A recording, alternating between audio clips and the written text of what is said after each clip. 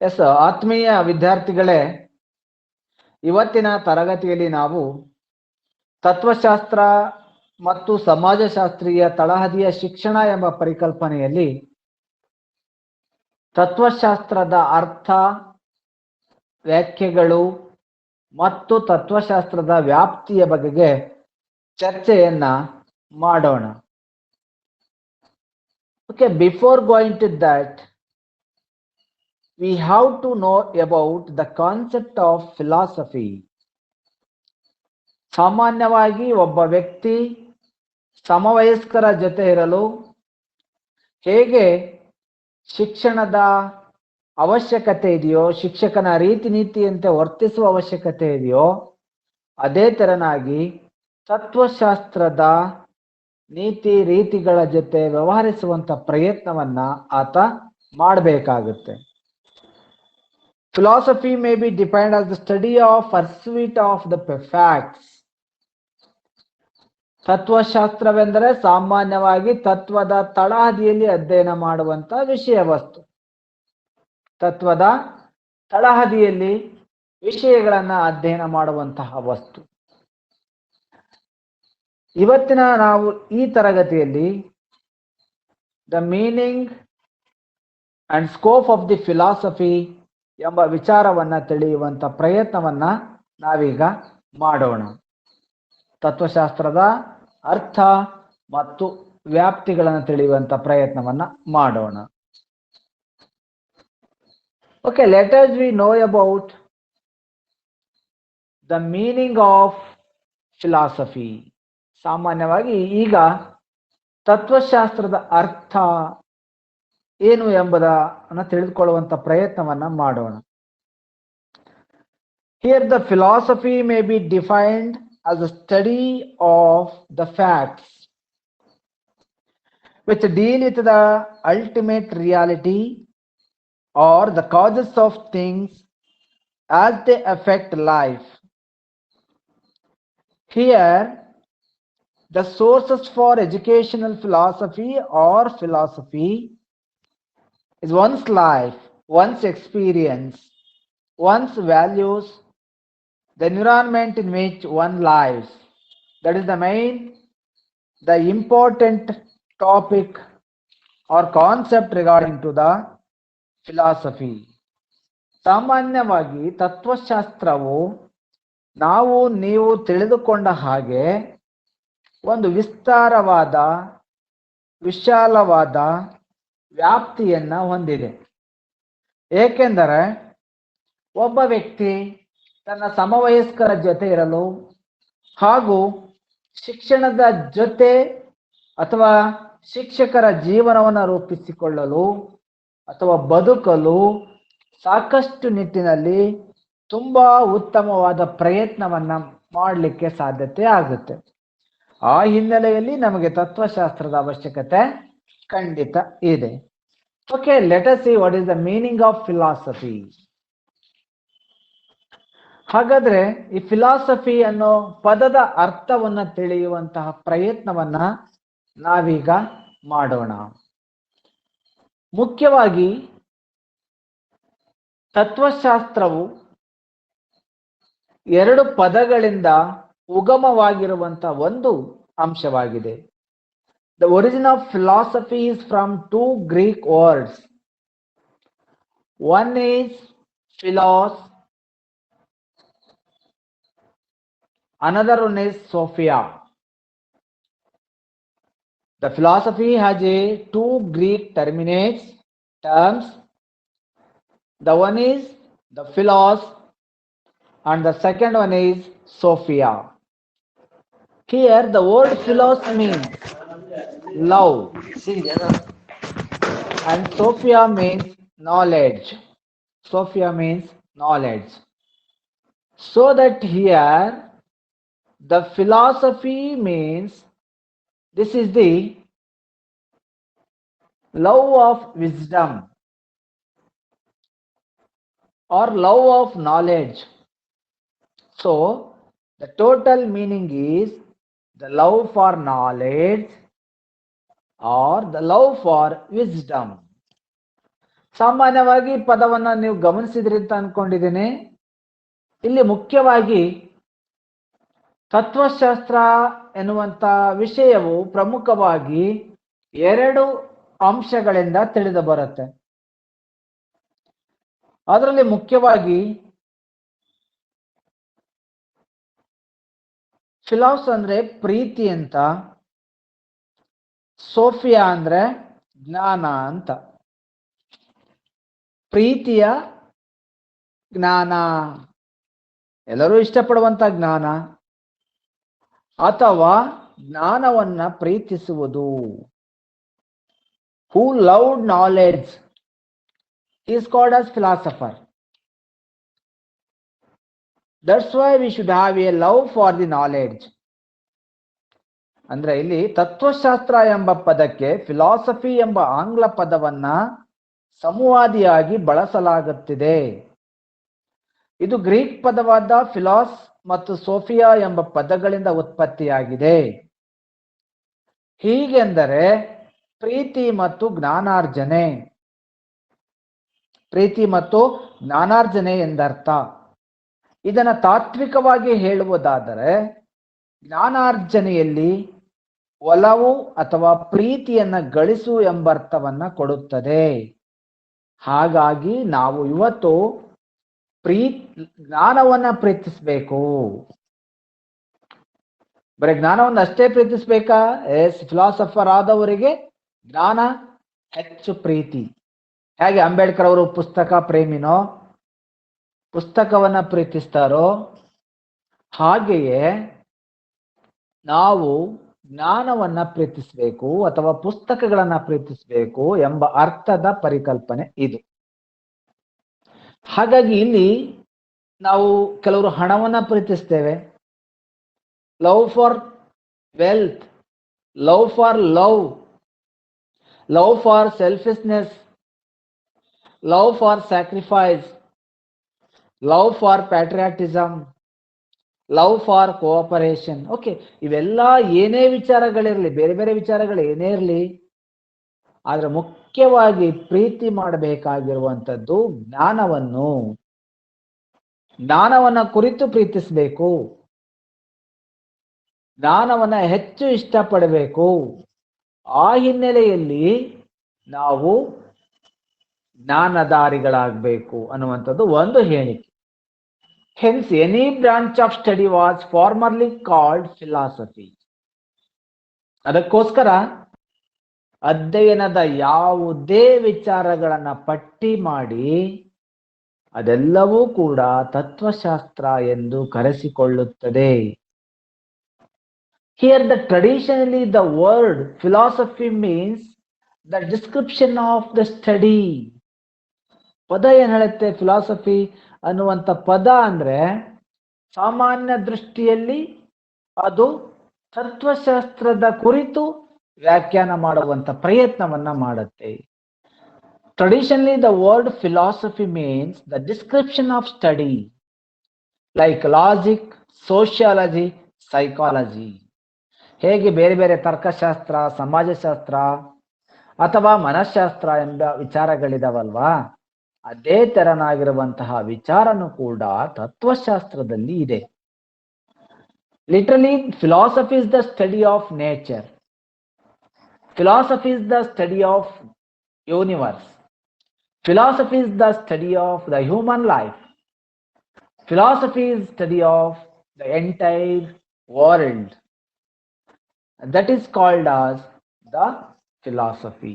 ಆ ಹಿನ್ನೆಲೆಯಲ್ಲಿ ಫಿಲಾಸಫಿ ಅನ್ನುವಂಥ ಪದವನ್ನ ನೋಡುವಂತ ಪ್ರಯತ್ನವನ್ನ ನಾವೆಲ್ಲರೂ ಕೂಡ ಮಾಡಬೇಕಾಗುತ್ತೆ. Okay my dear students, this is the etymological meaning of the word philosophy. ಫಿಲಾಸಫಿಯ ಅರ್ಥ, ಶಬ್ದಶಃ ಅರ್ಥ ಅಂತ ಕರೀತಾರೆ. ಎಟಿಮಾಲಜಿಕಲ್ ಮೀನಿಂಗ್ ಅಂದ್ರೆ ತತ್ವಶಾಸ್ತ್ರದ ಶಬ್ದಶಃ ಅರ್ಥವನ್ನ ವಿವರಿಸಿ ಅಂತ ಏನಾದ್ರೂ ಕೇಳಿದ್ರೆ ನೀವು ಇದನ್ನ ಬರೀಬೇಕು. Okay, let us see, we shall move towards the important definitions of the philosophy. Okay, ಈಗ ಇದಕ್ಕೆ ಮುಂದುವರೆದಂತೆ ನಾವು ಫಿಲಾಸಫಿಯ ಕೆಲವೊಂದು ವಾಕ್ಯಗಳನ್ನ ನೋಡುವಂತ ಪ್ರಯತ್ನವನ್ನ ಮಾಡೋಣ. ಆತ್ಮೀಯ ವಿದ್ಯಾರ್ಥಿಗಳೇ, ಈಗಾಗಲೇ ನಾವು ಚರ್ಚೆ ಮಾಡಿರುವಂತಹ ಎಲ್ಲ ವಸ್ತುಗಳು ಕೂಡ ಸಾಮಾನ್ಯವಾಗಿ ನಮ್ಮ ಜ್ಞಾನ ಮಟ್ಟವನ್ನ ಹೆಚ್ಚು ಮಾಡುವಂತಹ ಪ್ರಯತ್ನಗಳು. ನಮ್ಮ ಕ್ಷಿತಿಜತೆಯನ್ನ, ನಮ್ಮ ಅಕ್ಷಿಪಟಲಗಳನ್ನ, ನಮ್ಮ ಜ್ಞಾನೇಂದ್ರಿಯಗಳನ್ನ ಉತ್ತಮ ಮಟ್ಟಕ್ಕೇರಿಸುವಂತಹ ಪ್ರಯತ್ನಗಳು. ಆ ಹಿನ್ನೆಲೆಯಲ್ಲಿ ಈ ಪ್ರಯತ್ನ ನಡೆಯುತ್ತೆ. ಓಕೆ, ಅದಕ್ಕೋಸ್ಕರ ಕೆಲವು ವ್ಯಾಖ್ಯೆಗಳನ್ನ ಕೊಟ್ಟಿದ್ದಾರೆ, ಅವುಗಳನ್ನ ನಾವು ಗಮನಿಸುವಂತ ಪ್ರಯತ್ನವನ್ನ ಮಾಡೋಣ. Let us see what are the definitions of philosophy. ಯಾವ್ದಾದ್ರು ಎರಡು ವ್ಯಾಖ್ಯೆಗಳನ್ನ ನೀವು ಕನ್ಫರ್ಮ್ ಮಾಡ್ಕೊಂಡ್ರೆ ಸಾಕು. ಯಾವ್ದಾದ್ರೂ ಎರಡು ವ್ಯಾಖ್ಯೆಗಳು, ನಾನೀಗ ತೋರಿಸ್ತಾ ಇರುವಂತಹ ವ್ಯಾಖ್ಯೆಗಳಲ್ಲಿ ಯಾವುದಾದರೂ ಎರಡು ವ್ಯಾಖ್ಯೆಗಳನ್ನ ತಾವು ಕನ್ಫರ್ಮ್ ಮಾಡ್ಕೊಳ್ಳಿ. ಹಾಗಾಗಿ ಅದರ ವ್ಯಾಖ್ಯೆಗಳು ಏನು ಅನ್ನೋದನ್ನ ನಾವು ನೋಡೋಣ. ಓಕೆ, ಮೊದಲನೇದಾಗಿ ಸಾಮಾನ್ಯವಾದ ದೃಷ್ಟಿಯಲ್ಲಿ ಬರೋದಾದ್ರೆ, philosophy is the science and criticism of cognition. ಸಾಮಾನ್ಯವಾಗಿ ಕಾಂಟ್ ರವರು ಹೇಳ್ತಾರೆ ವ್ಯಾಖ್ಯೆಯನ್ನ. Philosophy is the science and criticism of cognition. ತತ್ವಶಾಸ್ತ್ರವು ಒಂದು ವಿಜ್ಞಾನ ಮತ್ತು ಜ್ಞಾನದ ವಿಮರ್ಶೆ. ಯಾವುದು ಜ್ಞಾನದ ವಿಮರ್ಶೆಯನ್ನು ಮಾಡುತ್ತೋ ಅದು ತತ್ವಶಾಸ್ತ್ರ, ಯಾವುದು ವಿಜ್ಞಾನವಾಗಿದೆಯೋ ಅದು ಫಿಲಾಸಫಿ ಅನ್ನುವಂಥದ್ದು ಕಾಂಟೇರವರ ಅಭಿಪ್ರಾಯ. ಕಾಂಟ್ ಅನ್ನುವಂಥ ಒಬ್ಬ ಫಿಲಾಸಫರ್ ಕೊಟ್ಟಿರುವಂತ ಒಂದು ವ್ಯಾಖ್ಯೆ. ಆ ಹಿನ್ನೆಲೆಯಲ್ಲಿ ಆ ಹೇಳಿಕೆಯನ್ನು ನಾವು ಚರ್ಚೆ ಮಾಡುವಂತ ಪ್ರಯತ್ನವನ್ನು ಕೂಡ ಮಾಡಬಹುದು. ಇದರ ಜೊತೆಯಾಗಿ ಎರಡನೇ ವ್ಯಾಖ್ಯೆಯನ್ನು ನಾವು ನೋಡೋಣ. ತತ್ವಶಾಸ್ತ್ರಕ್ಕೆ ಕೊಟ್ಟಿರುವಂತ ಒಂದು ವ್ಯಾಖ್ಯೆ, philosophy is the science of knowledge. Philosophy is the science of knowledge. ತತ್ವಶಾಸ್ತ್ರವೆಂದರೆ ಜ್ಞಾನದ ವಿಜ್ಞಾನವಾಗಿದೆ, ಜ್ಞಾನದ ಕಣಜವಾಗಿದೆ, ಜ್ಞಾನದ ಮಾಹಿತಿಯಾಗಿದೆ ಎಂಬ ಹಿನ್ನೆಲೆಯಲ್ಲಿ ಅದನ್ನು ಅರ್ಥ ಮಾಡುವಂತ ಪ್ರಯತ್ನವನ್ನ ನಾವು ಮಾಡಬೇಕಾಗುತ್ತೆ. ಜ್ಞಾನದ ನಿಯಮ ಅಥವಾ ಜ್ಞಾನದ ತತ್ವ ಎಂಬ ವಾದಗಳಲ್ಲಿ ಅದನ್ನ ವ್ಯಾಖ್ಯಾನಿಸುವಂತ ಪ್ರಯತ್ನವನ್ನ ನಾವು ಮಾಡಬೇಕಾಗುತ್ತೆ. Yes, philosophy is the science of sciences. The famous quotation given by Comte. Auguste Comte ಹೆಸರು ಕೇಳಿದಿರಲ್ವ ನೀವು? ಆಗಸ್ಟ್ ಕೋಮ್ಟ್ ಹೇಳಿರುವಂತ ಒಂದು ವ್ಯಾಖ್ಯೆ, ತತ್ವಶಾಸ್ತ್ರವು ವಿಜ್ಞಾನಗಳ ವಿಜ್ಞಾನ. ಎಷ್ಟು ಚೆನ್ನಾಗಿದೆ ನೋಡಿ ಹೇಳಿಕೆ ಇದು. ತತ್ವಶಾಸ್ತ್ರವು ವಿಜ್ಞಾನಗಳ ವಿಜ್ಞಾನ. ಹಾಗಾಗಿ ಎಲ್ಲಾ ವಿಷಯಗಳಿಗೆ ಮೂಲಾಧಾರವಾಗಿ ವಿಜ್ಞಾನ ವಿಷಯ ವಸ್ತು ನಮಗೆ ಕಾಣಿಸ್ಕೊಳ್ಳುತ್ತೆ. ತತ್ವಶಾಸ್ತ್ರವು ಸತ್ಯದ ಶೋಧನೆ ಮತ್ತು ವಾಸ್ತವತೆಯ ಬಗ್ಗೆ ಅಧ್ಯಯನ ಮಾಡುವ ಶಾಸ್ತ್ರವಾಗಿದೆ. ನೋಡಿ ಎಷ್ಟು ಚೆನ್ನಾಗಿದೆ ವ್ಯಾಖ್ಯೆ ಇದು. ತತ್ವಶಾಸ್ತ್ರವು ಒಂದು ವಿಜ್ಞಾನವಾಗಿದೆ ಮತ್ತು ವಾಸ್ತವತೆಯನ್ನು ಕುರಿತು ಅಧ್ಯಯನ ಮಾಡುವಂತ ಶಾಸ್ತ್ರವಾಗಿದೆ. ಹಾಗಾಗಿ ಇವೆಲ್ಲ ವ್ಯಾಖ್ಯೆಗಳು ಹೇಳುವಂತಹ ಪ್ರಕಾರವಾಗಿ ನೋಡೋದಾದ್ರೆ, ಸತ್ಯ ದರ್ಶನವನ್ನ ಮಾಡಿಸುವಂತಹ ಶಾಸ್ತ್ರ ಯಾವುದೇ ಆಗಿದ್ರೂ ಕೂಡ ಅದನ್ನ ಫಿಲಾಸಫಿ ಎಂದೇ ಕರೆಯುತ್ತೇವೆ. ಸತ್ಯವನ್ನ ದರ್ಶನ ಮಾಡಿಸ್ಬೇಕು, ನಿಜವನ್ನ ದರ್ಶನ ಮಾಡಿಸ್ಬೇಕು, ವೈಜ್ಞಾನಿಕತೆಯನ್ನ ದರ್ಶನ ಮಾಡಿಸುವಂತ ಯಾವುದೇ ವಿಷಯಗಳಾಗ್ಲಿ ಆ ವಿಷಯಗಳೆಲ್ಲವೂ ಯಾವುದಾಗುತ್ತೆ? ಫಿಲಾಸಫಿ ಅಂತೇಳಿ ಕರೆಸ್ಕೊಳ್ಳುತ್ತೆ. ಹಾಗಾಗಿ philosophy is the sum total of all scientific knowledge. Philosophy is the total of all scientific knowledge. Paulsen ಅನ್ನುವಂತ ವ್ಯಕ್ತಿ ಹೇಳ್ತಾರೆ ವ್ಯಾಖ್ಯೆಯನ್ನ. ಸಾಮಾನ್ಯವಾಗಿ ತತ್ವಶಾಸ್ತ್ರವು ಎಲ್ಲಾ ವಿಜ್ಞಾನಗಳ ಎಲ್ಲಾ ವಿಷಯಗಳ ಒಂದು ಮೊತ್ತ, ಒಟ್ಟಾದ ಮೊತ್ತ. ಓಕೆ, ಡಾಕ್ಟರ್ ರಾಧಾಕೃಷ್ಣನ್ ರವರ ವ್ಯಾಖ್ಯೆಯನ್ನು ನೋಡಿಕೊಂಡು ನಾವು ಮುಂದಿನ ವಿಚಾರಕ್ಕೆ ಹೋಗೋಣ. ಇಲ್ಲಿ ರಾಧಾಕೃಷ್ಣನ್ ರವರು ತತ್ವಶಾಸ್ತ್ರ ಎಂದರೇನು ಎಂಬುದಕ್ಕೆ ತಮ್ಮದೇ ಆದ ವ್ಯಾಖ್ಯಾನವನ್ನ ನೀಡಿದ್ದಾರೆ. ಅದೇನೆಂದ್ರೆ, ಪ್ರಕೃತಿಯ ನೈಜತೆಯನ್ನು ತರ್ಕಬದ್ಧವಾಗಿ ಅಧ್ಯಯನ ಮಾಡುವ ಶಾಸ್ತ್ರವೇ ತತ್ವಶಾಸ್ತ್ರ.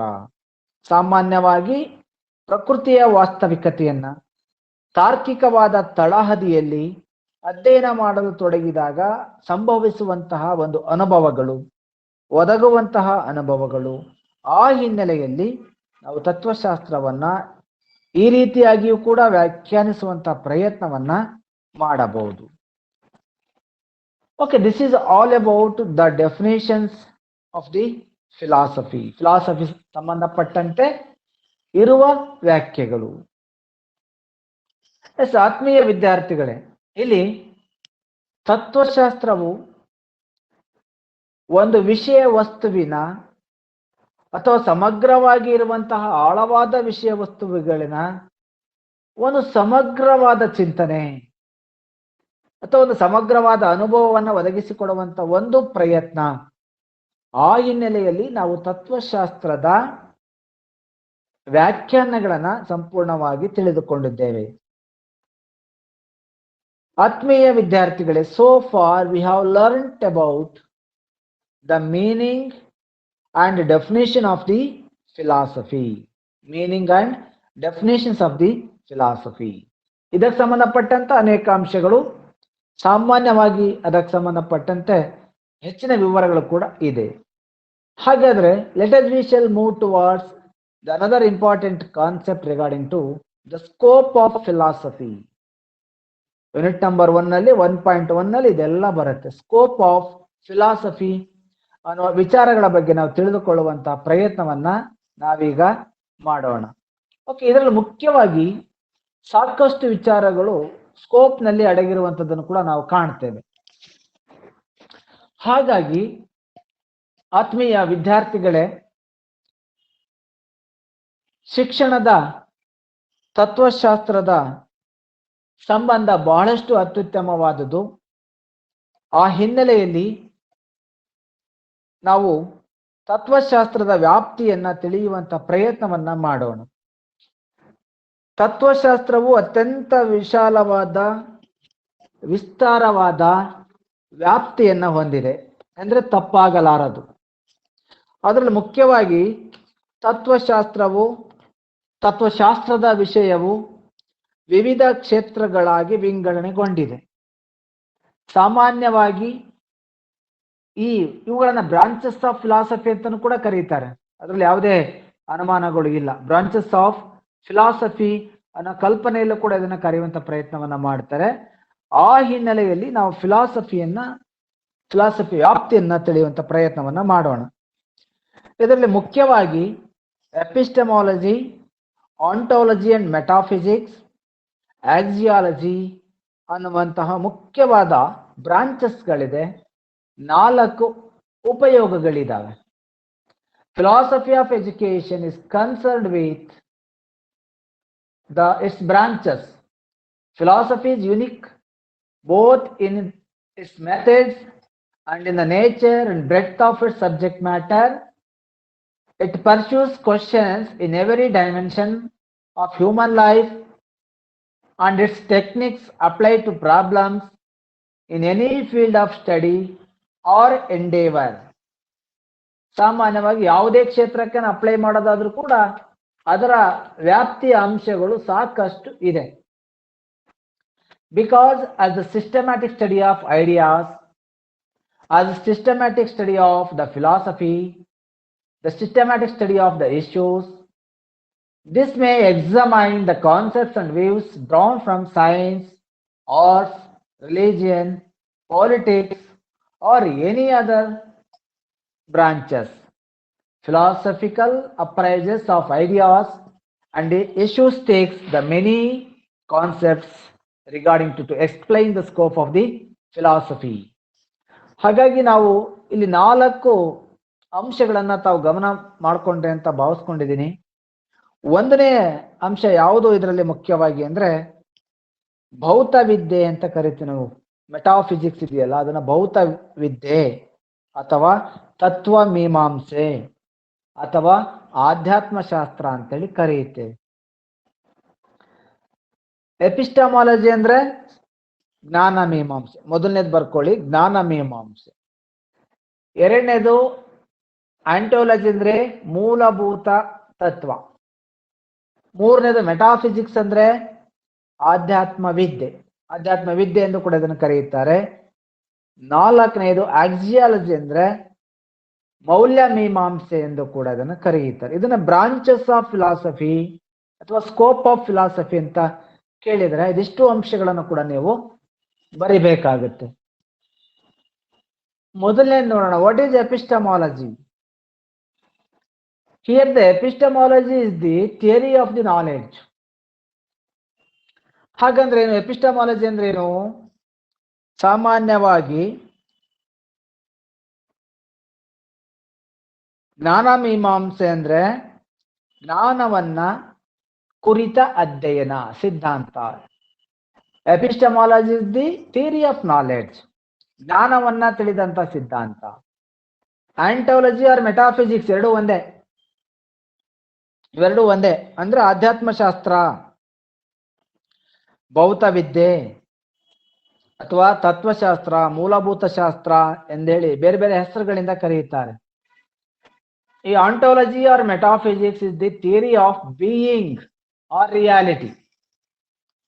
ಇರುವುದರ ಬಗ್ಗೆ, ನೈಜತೆಯ ಬಗ್ಗೆ ಚರ್ಚೆಯನ್ನು ಮಾಡುವಂತಹ ಪ್ರಯತ್ನ, ಅದನ್ನು ಆಂಟೋಲಜಿ ಎಂದು ಕೂಡ ಕರೆಯುತ್ತಾರೆ. ಆಕ್ಸಿಯಾಲಜಿ ಅಂದ್ರೆ axiology is the theory of values. ಸಾಮಾನ್ಯವಾಗಿ ಇದೆಲ್ಲ ನೋಡ್ತೀರಿ, ಆಧುನಿಕ ತತ್ವಶಾಸ್ತ್ರವು ಹೆಚ್ಚು ಮೌಲ್ಯಗಳ ಆಧಾರಿತವಾಗಿರುವಂಥದ್ದು. ಓಕೆ, ಇದಿಷ್ಟು ಬ್ರಾಂಚಸ್ಗಳು, ಈ ಮೂರು ಬ್ರಾಂಚಸ್ಗಳಿದೆ. ಎಪಿಸ್ಟಮಾಲಜಿ ಅಂತ ತಗೊಂಡ್ರೆ ಅಥವಾ ಆಂಟೋಲಜಿ ಅಂತ ತಗೊಂಡ್ರೆ ಅಥವಾ ಆಕ್ಸಿಯಾಲಜಿ ಅಂತ ತಗೊಂಡ್ರೆ ಅದರಲ್ಲಿ ಮುಖ್ಯವಾಗಿ ಈ ತರದ ವಿಧಗಳನ್ನಿರುವುದನ್ನೇ ಕೂಡ ನಾವು ನೋಡ್ತೇವೆ. ಆ ದೃಷ್ಟಿಯಲ್ಲಿ ತತ್ವಶಾಸ್ತ್ರ ಮುಖ್ಯವಾಗಿ ಭೌತವಿದ್ಯೆ, ತತ್ವಮೀಮಾಂಸೆ, ಆಧ್ಯಾತ್ಮಶಾಸ್ತ್ರ, ಮೌಲ್ಯಶಾಸ್ತ್ರ, ತರ್ಕಶಾಸ್ತ್ರ, ಹೀಗೆ ಏನೀಗ ಹೇಳ್ತಾ ಇದ್ದೀನಲ್ಲ, ಇವೆಲ್ಲಾ ಕ್ಷೇತ್ರಗಳಲ್ಲಿ ಮಾತ್ರ ಶಿಕ್ಷಣದ ತತ್ವಶಾಸ್ತ್ರ ವ್ಯಾಪ್ತಿಯು ಹರಡಿಕೊಂಡಿದೆ. ಹಾಗಾಗಿ ಇವೆಲ್ಲಾ ಕ್ಷೇತ್ರಗಳಿಗೆ ಸೀಮಿತವಾಗಿರದೆ ಸಾಮಾನ್ಯವಾದ ವಿಷಯಗಳಲ್ಲೂ ಕೂಡ ತತ್ವಶಾಸ್ತ್ರದ ಬ್ರಾಂಚ್ಗಳನ್ನು ನಾವು ನೋಡಬಹುದು. ಸ್ಕೋಪ್ ಆಫ್ ಫಿಲಾಸಫಿ ಅಂತ ಬಂದಾಗ ಇದಿಷ್ಟು ಅಂಶಗಳನ್ನ ಮುಖ್ಯವಾಗಿ ನಾವು ಕನ್ಸಿಡರ್ ಮಾಡಬೇಕಾಗುತ್ತೆ. ಒಂದನೇದು ಎಪಿಸ್ಟಮಾಲಜಿ ಅಂದ್ರೆ ಜ್ಞಾನ ಮೀಮಾಂಸೆ ಅಂತೇಳಿ ಕರೆಯುತ್ತೇವೆ. ಎರಡನೇದು ಆಂಟಾಲಜಿ ಆರ್ ಮೆಟಾಫಿಸಿಕ್ಸ್ ಅಂದ್ರೆ ಸಾಮಾನ್ಯವಾಗಿ ಭೌತವಿದ್ಯೆ ಅಥವಾ ತತ್ವ ಮೀಮಾಂಸೆ ಅಥವಾ ಮೂಲಭೂತ ತತ್ವ ಎಂದು ಕರೆಯುತ್ತೇವೆ. ಮೂರನೇ ಬ್ರಾಂಚ್, ಮೂರನೇ ಸ್ಕೋಪ್ ಅಂತ ತಗೊಂಡ್ರೆ ಆಕ್ಸಿಯಾಲಜಿ ಅಂತೇಳಿ ಕರೆಯುತ್ತೇವೆ. Study of values is called axiology. The study of theory or the study of theory is called as the metaphysics, and the study of theory of knowledge is called as the epistemology. Okay, my dear students, this is all about the meaning and concept of the philosophy. ಫಿಲಾಸಫಿಯ ತತ್ವಗಳಲ್ಲಿ ಮುಖ್ಯವಾಗಿ ನಾವು ಇವತ್ತಿನ ತರಗತಿಯಲ್ಲಿ ಅದರ ಅರ್ಥ, ವ್ಯಾಖ್ಯೆಗಳು ಮತ್ತು ಅದರ ವ್ಯಾಪ್ತಿಯ ಬಗೆಗೆ ತಿಳಿದುಕೊಂಡೆವು.